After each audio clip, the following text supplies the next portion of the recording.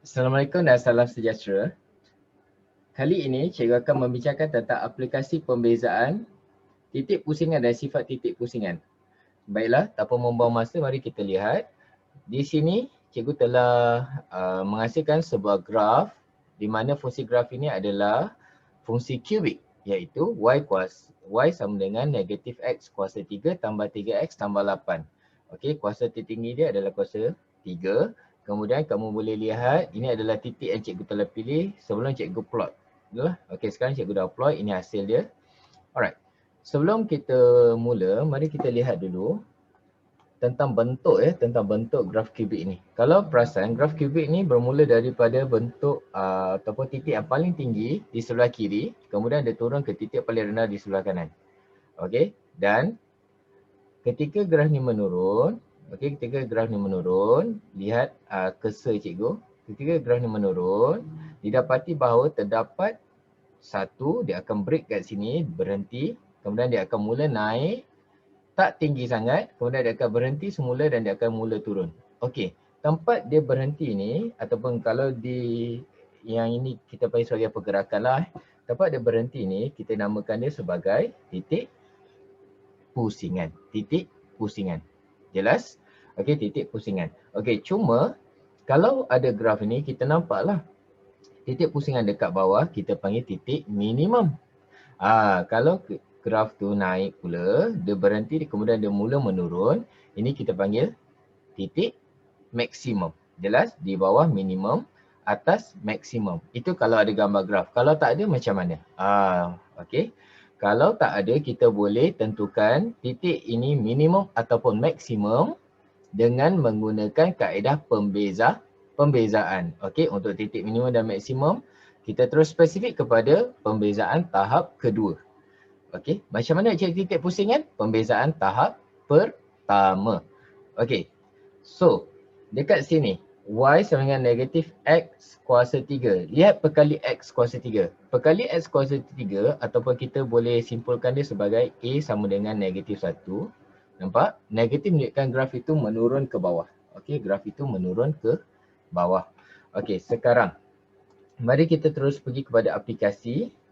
Aplikasi iaitu dy dx lah. Kita buat dy dx. Okey, dy dx. Dy dx sama dengan negatif 3x kuasa 2 tambah 3. Lihat, negatif 3x kuasa 2 tambah 3. Apakah ini? Apakah ini? Ini kita panggil dia sebagai fungsi, ingat lagi, fungsi kecerunan. Okey, fungsi kecerunan. Okey, kenapa fungsi kecerunan? Sebab dia masih ada x. Okey, macam dia tertinggal sesuatu lah. Okey, dekat sini ada 3. Okey, betul lah. 3, okey. Tak ada masalah. Alright, ini adalah fungsi kecerunan. Okey, kemudian kalau kita pilih satu titik, okey, katakan titik yang kita pilih titik yang inilah. Okey. Okey, mungkin kita pilih titik dekat sini. Okey. Okey, dekat sini. 26 ini. Okey, titik ini adalah titik 26. Lihat. Okey, titik 26 kalau kita lihat di sini ya, titik dia di sini. Okey, kalau titik 26 ni, kalau kamu boleh satu garis lurus, kamu akan perhatikan garis lurus dia macam ni lah. Macam tu. Lihat. Garis lurus ni ke bawah betul? Ke bawah. So maksudnya M dia adalah bernilai negatif. Kecerunan dia negatif. Ini telah kita bincangkan sebelum ni. Tak ada masalah. Alright. M dia negatif. Okey. Kalau tak percaya kita tengok apabila X kita sama dengan 2, maka dy dx kita akan menjadi negatif 3. 2 kuasa 2 tambah 3. Okey. So kalau kita tekan kalkulator kat sini, negatif 3 kurangan 2, okey, kuasa 2, nampak? Tambah 3. Kita akan dapat negatif 9. Ataupun cara tekan yang lain, okey, kita akan buat macam ni lah. Kita akan tekan shift, lepas tu integrate tu kan. Okey. Yang ini tengok kalau integrate dia akan jadi macam ni lah. Ini maksudnya pengamiran. Tapi kamu tekan shift, kamu tekan simbol pengamiran tu. Dia akan jadi d dx. Okey, d tu siapa? Okey, yang macam klip-klip tu itu adalah nilai Y. Y, so kita masukkanlah nilai Y yang asal.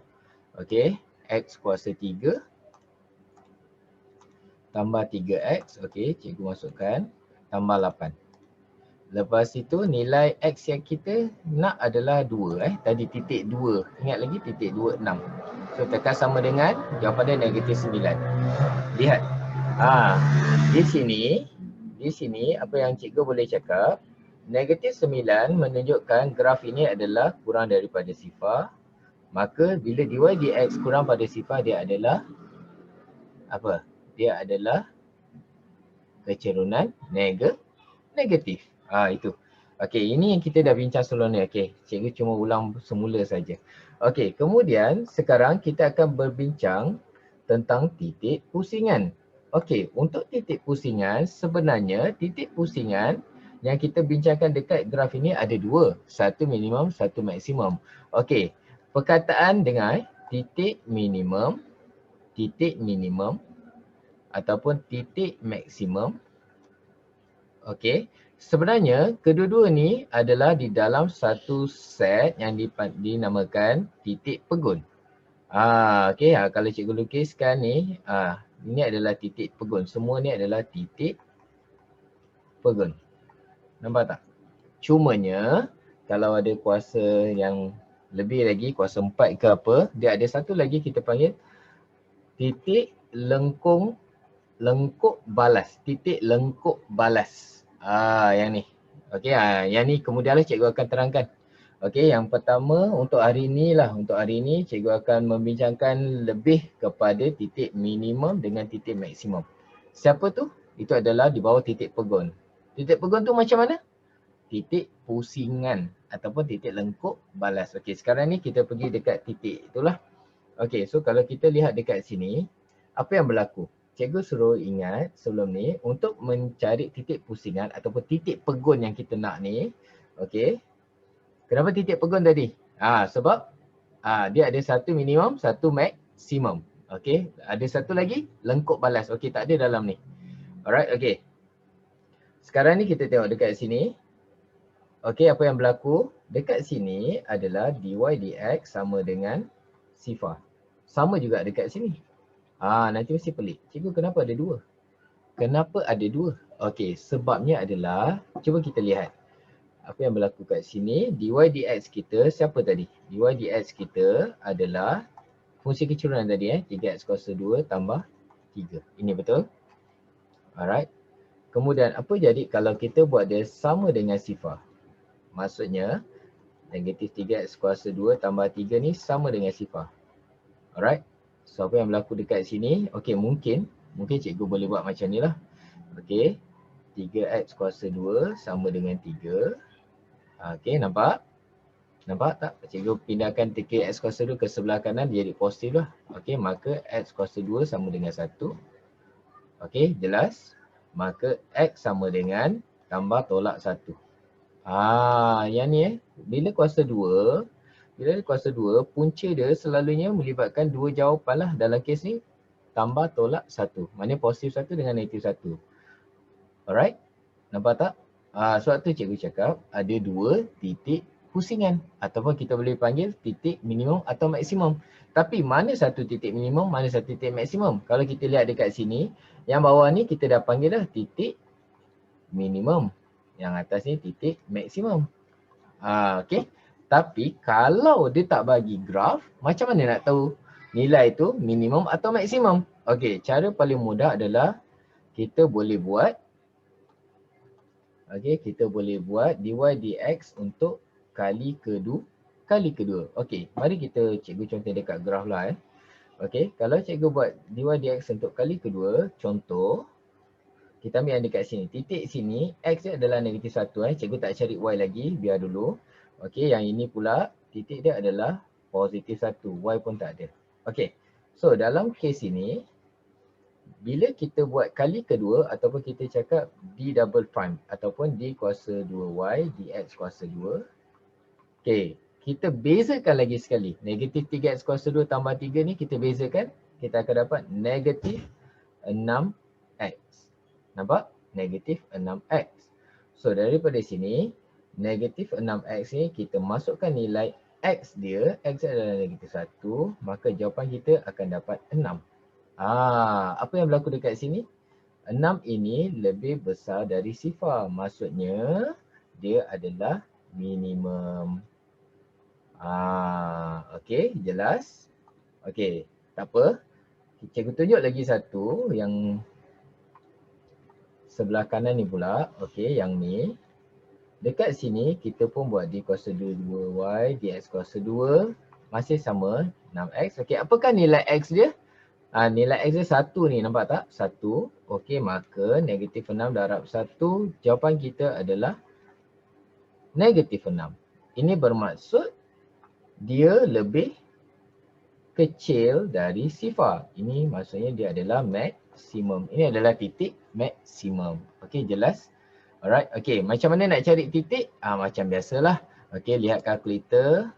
Kita akan masukkan persamaan asal negatif x kuasa 3. Okey. Lepas itu, apa persamaan dia ni? Tambah 3x tambah 8 Okey, tambah 3x tambah 8. Okey, simak semula. Okey, betul. Okey, kemudian tekan CALC ni. Okey, tekan CALC, masukkan x kita. Okey, x kita yang pertama negatif 1. Itu yang cikgu cari titik yang sebelah kiri tu ya. Okey, maka jawapan kita 6. So sini 6. Okey, ini untuk mencari titik lah pakai warna apa ni? Warna oranye lah. Warna oranye. Okey, ini 6. Okey, tekan lagi CALC. Masukkan pula 1. Maka jawapannya adalah 10. Alright. Ni. Okey, nampak tak? Yang ini cikgu terangkan melalui bantuan graf. Ada gambar raja lah, mudah. Okey, kalau tak ada gambar raja, apa yang berlaku ataupun tak ada stimulus, tidak diberi apa-apa bahan untuk membantu kamu, gambaran. Kalau tak bagi stimulus, ambil saja persamaan ini, kemudian kita buat dy dx sama dengan sifar. Untuk cari apa? Untuk cari titik pegun. Kenapa cikgu cakap titik pegun? Sebab dia ada titik yang banyak sebagai titik pusingan. Satu minimum, satu maksimum. So kita panggil tu titik pegun lah. Okay. Alright. Lepas itu dy dx sama dengan sifar, kita akan dapat nilai x. Lepas dapat nilai x, kita uji. Kenapa kita uji? Sebab kita dapat dua nilai yang berbeza. Okey, dalam kes ni, satu positif satu. Satu lagi negatif satu. Kita uji. Okey, bila kita uji, macam mana kita uji? Kita buat pembezaan lagi sekali atau kita panggil pembezaan tahap kedua. Kemudian kita masukkan nilai x tersebut. Kalau dia negatif, maksudnya dia maksimum. Kalau dia positif, dia minimum. So itu saja untuk kelas pada kali ini. Terima kasih.